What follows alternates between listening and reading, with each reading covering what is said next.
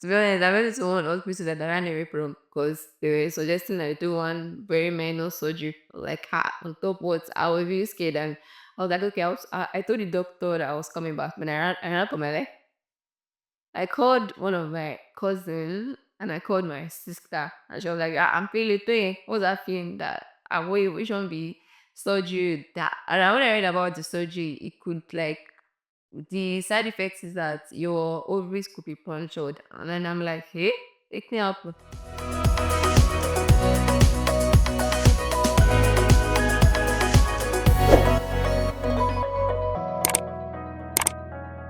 Hi guys, it's Mide here. Welcome to my YouTube channel. On today's episode, we're talking about my journey to motherhood. I'll be taking you guys back. I'm talking about my journey before pregnancy. Prior to pregnancy, when I was little, I had irregular menstrual periods. On some months, I will see my period. On some months, I won't see my period. To be honest, I liked the months I didn't see my period because I didn't have to deal with cramps. I didn't have to deal with heavy flow. I didn't have to deal with all of those baggages that come with menstruation. I always considered myself weird and a little bit abnormal because why am I having heavy flow? Why am I having serious menstrual pain? I'm rolling on the floor, I'm crying. Why do I have air, too much air all over my body? Like, I don't get this, I didn't get this. So some days, sometimes like I would have heavy periods for prolonged period as well. Like I think the first time I experienced this was after secondary school. I was on my period for 15 days straight. I was losing my mind. I was scared. I was in home and I was extremely scared. I was literally crying. Even my roommates were like, hey, what's not wrong with you? But then I didn't have opportunities to go to the hospital at that period. I don't think I told any of my family members. But I think my friends at that time they knew about it and they had of course had empathy for me. But I think after a while, after 15 days it stopped. And then my next period it was normal. So fast forward to I think 2 years later, or I think even a year, then I was already in unit and I had the same experience. So I think I had to go to the hospital, then he gave me a few drugs. But the thing about those drugs is that those drugs will stop your period. Then it will not make you be on your period for like 5 days straight, and then I think the following month then to normalize. I think those drugs are also for contraceptive, yeah.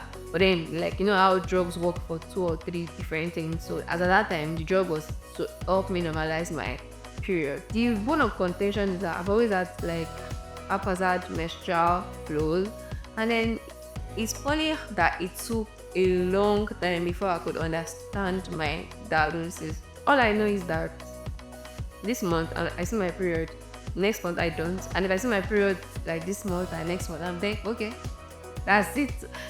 Like I said, I did not like to see my period every month because I have it. I have terrible cramps. Like I have the worst like type of like cramps, very bad. At times I'll be vomiting. I know some people have it worse than me, but then that's my own experience, right? So I don't know. Growing up, I don't know. I just kind of had at the back of my mind that it might be difficult for me to get pregnant. So I've always prayed about pregnancy somehow as a kid. I don't know why. Always, I think one of the reasons is because I had this fear. I think I saw a video of delivery when I was a kid, but I don't think I watched it like to the end. But I saw it, but it scared me and scared me. So I always had that fear. How would like a human being like really? I've heard that it's very painful, it's unexplainable until you experience it. So and then some people lose their lives. So it was like kind of scary for me.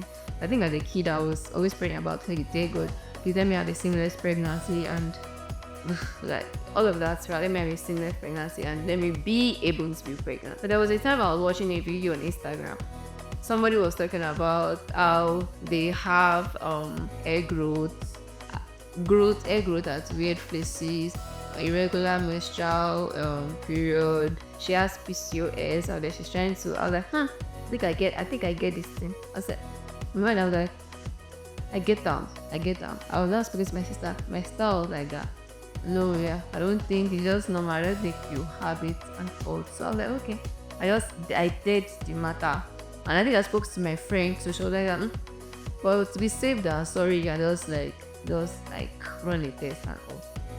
But then after that conversation, I didn't even go back to it.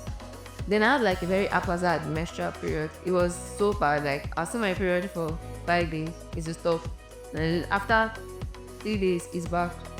Then it was very haphazard. Like after 2 days, it's back, and it was for a very long time. So I was very disturbed when I had to go to the hospital. To be honest, I went to one hospital that I ran away from because they were suggesting I do one very minor surgery, like on top what I was really scared, and I was like, okay, I told the doctor that I was coming back, but I ran for my life. I called one of my cousins and I called my sister, and she was like, I'm feeling it. What's that feeling that which one be surgery that? And when I read about the surgery, it could like the side effects is that your ovaries could be punctured, and then I'm like, hey, take me up, they kill her too. So I ran away from the hospital, and I also go to another hospital. At the hospital, I have to run like a few tests to know like my estrogen, testosterone level. So I got to know that I had a lesser estrogen than I have like high testosterone. Hence my egg growth that I'm quite airy. Then hence my irregular period. I don't know why I have heavy flow. I still don't know why. It was at the point in my life where I think I just started working. So thankfully I had HMO to use. So I went to another hospital where I had to like run a few tests. Or like the previous hospitals, the doctor only asked me to run an ultrasound. And after the ultrasound, he said I should come for a minor surgery. So this hospital, they gave me a series of tests. I've forgotten the names. I know that I have to check my estrogen and testosterone level, and I figured out my estrogen level was low, and I'm supposed to have like a high estrogen level as a female. I had like way more testosterone levels, so as the irregularity, as the hormonal imbalance. At the end of it, I was diagnosed with PCOS. To be honest, when I watched that Instagram video, I was like, I get it. But I don't know, somehow my mind just lets down. I don't have it. So when I was diagnosed with PCOS, I was very down. And I was diagnosed with PCOS the year before I got married. So it was somehow, I think I spoke to a few friends of mine, because like if you know about PCOS, you know that is one of the leading cause of like infertility in people get pregnant with PCOS, and some people find it very difficult getting pregnant with PCOS. And I think some people don't even are unable to get pregnant with PCOS, right? So it was like almost like 50-50 thing, and it was scary.